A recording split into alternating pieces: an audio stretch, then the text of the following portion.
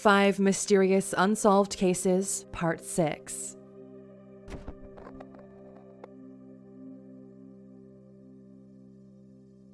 On May 14, 2008, 19-year-old Brandon Swanson disappeared at around 2 a.m. To celebrate the final day of their classes, Brandon and his classmates held a party. On the way back from the festivities, at around midnight, Brandon accidentally drove into a ditch with his vehicle and became stuck. He allegedly only had a couple of drinks, not enough to account for poor driving or disorientation. After attempting to contact friends to no avail, Brandon called his father. He informed his father that he was well and safe. He told his parents that he was close to the town of Lind, a short commute from Marshall, Minnesota, where the 3 family members lived. His parents drove to the location and flashed their headlights to alert Brandon's attention.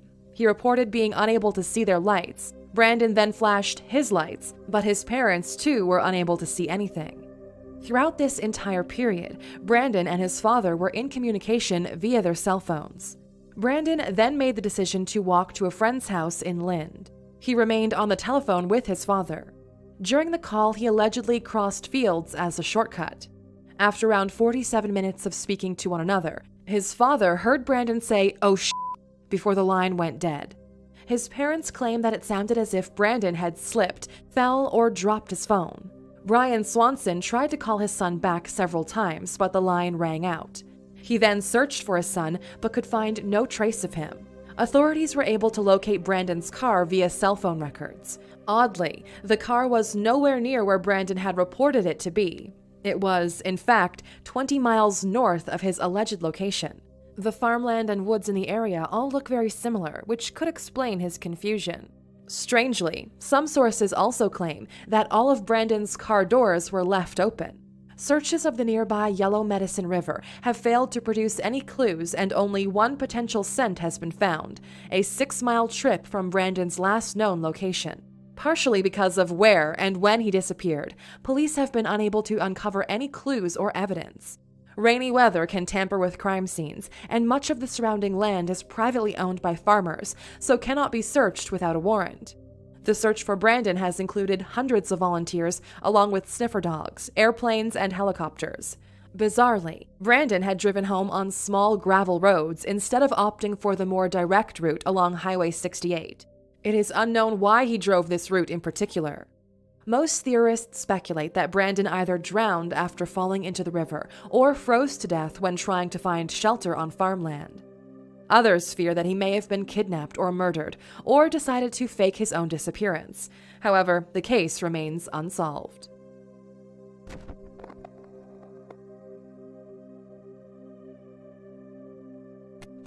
In the fall of 2011, 26-year-old Emma Philippoff moved to Victoria, BC from Perth, Ontario.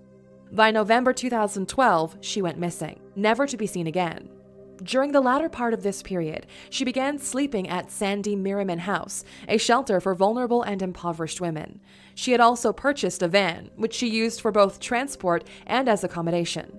On November 23rd, Emma called her mother to announce that she wanted to return home. Teary and upset, she continued to call her mother in the period leading up to November 28th. During their final call at 4:30 a.m., she told her mother, quote, "I don't know how I can face you," and "Don't come, Mom, not today." When her mother decided to do just that, arriving at 11 p.m., she found her daughter wasn't in the shelter. No one has heard from her since. Friends reported that she had been feeling stressed and upset, claiming that, according to Emma, an unknown figure had been harassing and worrying her. Journal entries written by Emma referenced that she may have had a stalker. She had reportedly become distant and frightened, with an apparent aversion to non-female company. According to her own writing and shelter staff, she was isolated, paranoid, depressed, and felt a compulsion to escape. On the day of her disappearance, Emma visited the same 7-Eleven store on 2 separate occasions. The first time she purchased a $200 prepaid credit card.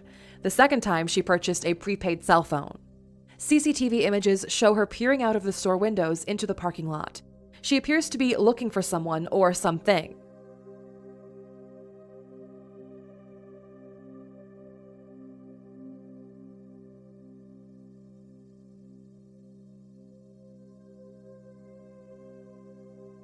CCTV from a YMCA in Victoria, shot 5 days before her disappearance, shows Emma entering and leaving the building multiple times within a 14-minute period. She looks as if she may be avoiding someone.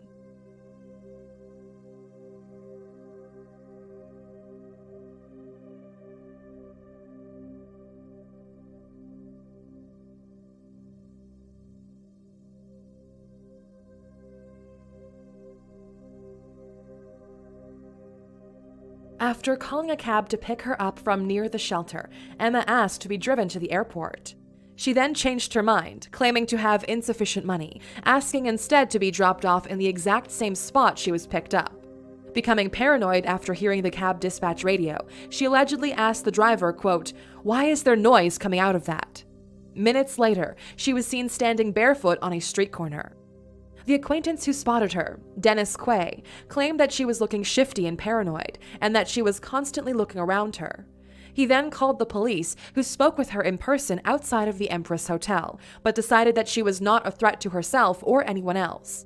She told officers that she was not suicidal. They released her. This was her last known sighting.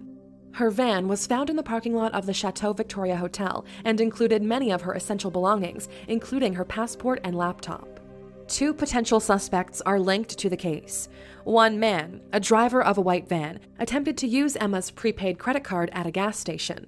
He claimed to have found it by the side of the road. Another man, named Julien Huard, was a former friend of Emma. Julien had previously, via his own admission, been stalking Emma in her original hometown of Perth. After she moved from Perth to Victoria, he did so too, a few months later. He was allegedly infatuated with Emma. Both of these suspects were questioned, polygraphed, and released. In May 2014, a man entered a clothes store in British Columbia holding one of Emma's missing person posters. He told an employee that Emma was his girlfriend, claiming that rather than being missing, she simply wanted to be left alone. CCTV footage of this encounter was released to the public to no avail.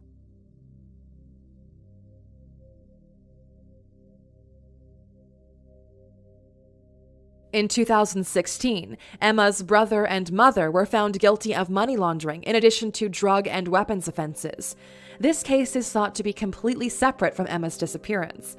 Speculation around what happened to Emma include theories related to suicide, homicide, kidnapping, and a planned escape. However, no one can be sure of the truth.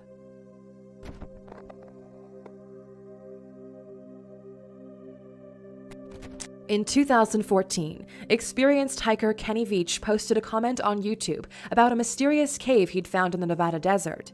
He claimed that the cave, located near Nellis Air Force Base, was shaped like a perfect capital M and, upon entry, had caused his body to intensely and violently vibrate. Terrified and confused, he then left the area. Not prepared to be beaten, he set out to relocate the cavern and explore it further. He claimed that this was the only cave he'd ever feared, but that he was determined to find it. He was not a man to be scared easily, often hiking in dangerous territory with meager supplies. He had also had plenty of experience handling deadly wild animals. In a video he filmed on the second hike, he oddly claimed that he was being watched by a mysterious black ram. In this trip, he was unable to find the cave. Fired up by YouTube users and his own sense of adventure, he decided to try again, this time arming himself with a gun.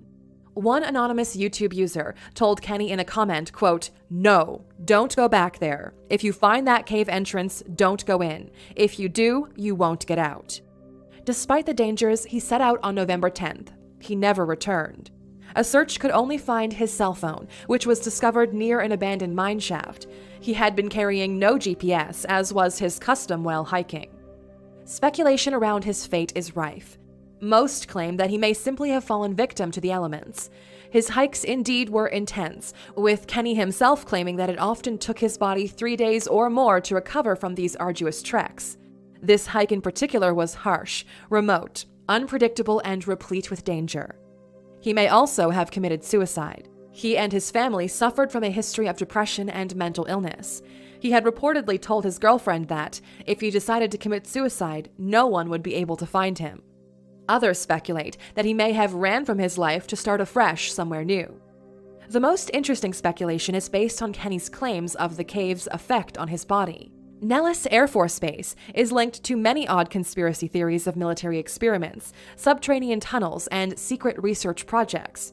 Area 51, the most famous top-secret military base, is itself relatively close to the site. The bizarre case remains a mystery.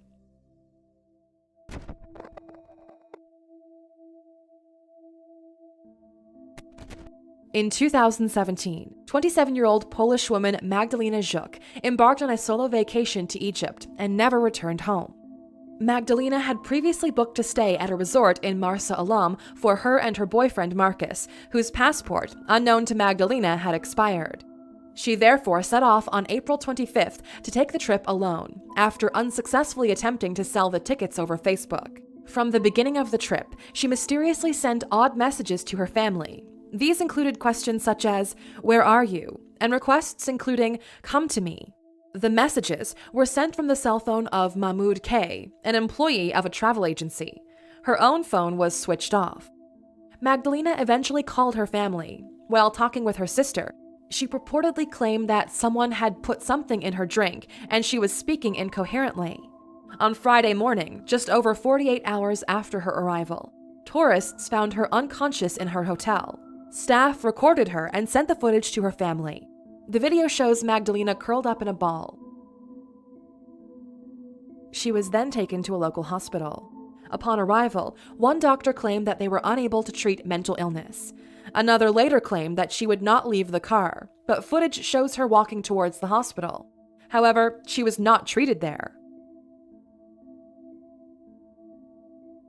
On Saturday, Magdalena was escorted by a hotel staff member to an airport. She was refused the right to board as she was considered to be too ill. Some reports claim that she was screaming, shouting, and taking off her clothes. Upon returning to the hotel, the staff would not allow her to check in. She could not find an alternate hotel. Staff from the original hotel then placed Magdalena on a video call with her boyfriend. In the video, Magdalena utters a number of strange and disturbing statements. Myszko, powiedz mi, co się stało.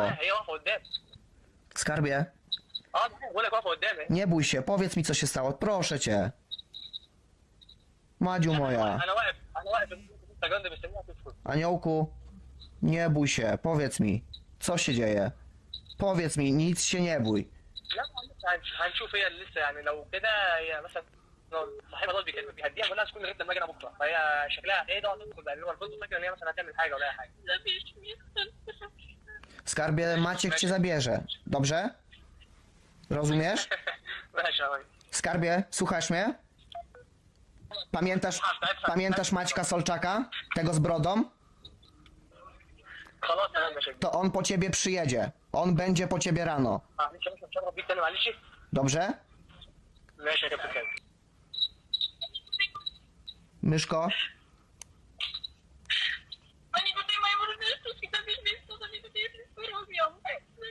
Ale co robią? Co robią? Powiedz mi. Zabierzemy cię. Maciek już po ciebie leci, ale co oni robią? Kochanie, nie bój się mówić. Słucham? Możesz mówić, śmiało, mów do mnie. Mów do mnie, kochanie, i nie bój się. Myszko, ja będę miał na to dowód. Ja to mam nagrywane na drugim telefonie. Powiedz mi, co się tam stało. Nie bój się, tylko mi powiedz. Ja muszę to mieć nagrane.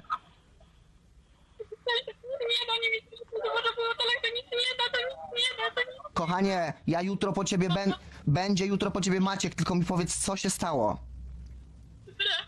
Co się stało? Powiedz mi, proszę cię. Słucham?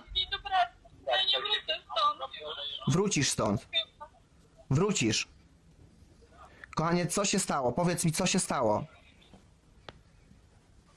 Nie mogę mówić, przepraszam. Musisz powiedzieć mi, skarbie, proszę cię. To nic nie da. Ale powiedz mi, ja to muszę wiedzieć. Ja to muszę wiedzieć, żeby cię chronić, rozumiesz? Powiedz mi, proszę cię. After being questioned by her boyfriend further, Magdalena mysteriously utters the letter M as a response. The significance of this is unknown.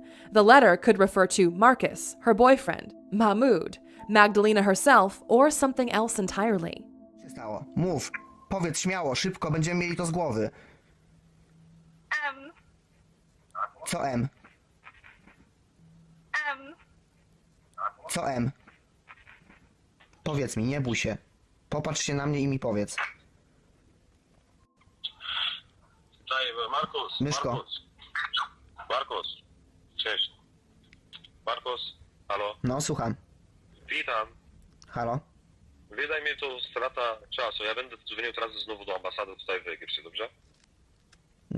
No dobrze, a możesz poprosić Magdę, żeby włączyła telefon? Magda, włącz telefon, bo Markus chce dzwonić do ciebie. Włącz twój telefon, proszę. Daj teraz okej, do ciebie. Pa. The staff then took Magdalena back to the hospital. She refused to be examined. Footage from the hospital shows her lying on the floor before attacking the people around her.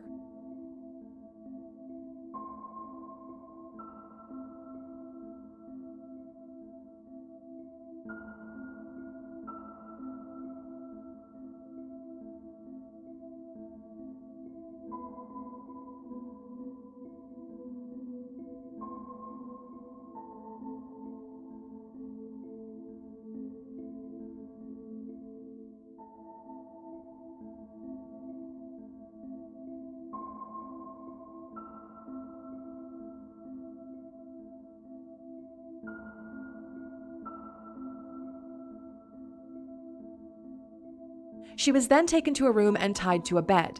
When the nurse untied Magdalena to let her use the toilet, she allegedly jumped out of a second-story window, injuring herself in the process. She was subsequently taken to a larger hospital before dying the following day. The case is considered to be a murder in Poland, but a suicide in Egypt. Some investigative sources claim that Magdalena's injuries are not in keeping with a voluntary leap, suggesting that she may have been drugged and thrown out of the window. Most speculation points toward Mahmoud, who, according to one source, has a reputation for attempting to drug women. Magdalena's family also believe that he is to blame. Others speculate that Magdalena's boyfriend may have asked her to smuggle drugs into Egypt or to sell her body. Further theories relate to mental illness and schizophrenia. Autopsies have suggested that there was no foul play. Investigations continue.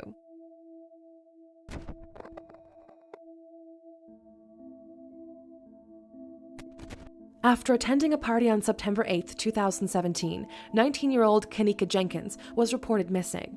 Having been celebrating on the 9th floor of the Crowne Plaza O'Hare Hotel in Chicago, her dead body was found just before 1 a.m. on September 10th. It was discovered in a walk-in freezer in the hotel, having allegedly been there for over 20 hours. Kanika was discovered lying on her side, face down, with her right shoe removed and a small cut on her bare foot. She was wearing the same clothing in which she had been last seen, though her shirt was pulled up to reveal her breasts. Graphic images of the scene show that the freezer contained no food. Police began their investigation hours after Kanika was reported missing. Had they interfered quicker, she could have potentially been saved. CCTV footage from the night of the party shows Kanika staggering and stumbling around the hotel. She appears to be very drunk.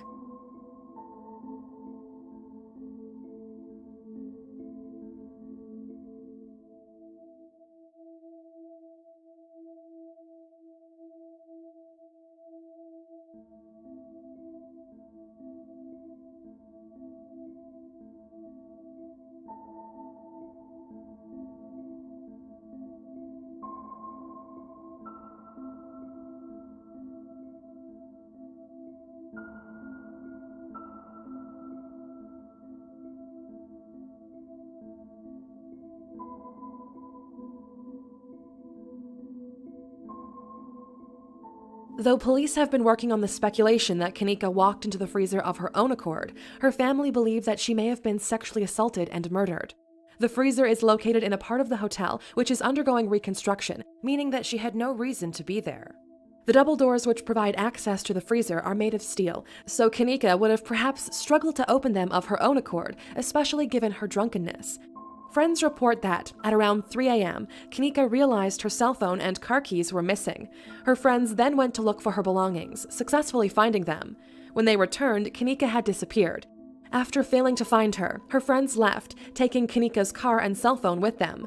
They contacted Kanika's mother to report her missing. In a video posted online after her disappearance, hotel visitors and staff chat during the party. At one point, a high-pitched noise is audible before some music begins. Many people believe that this is Kanika screaming or pleading for help, and that the music is played to cover up the sound.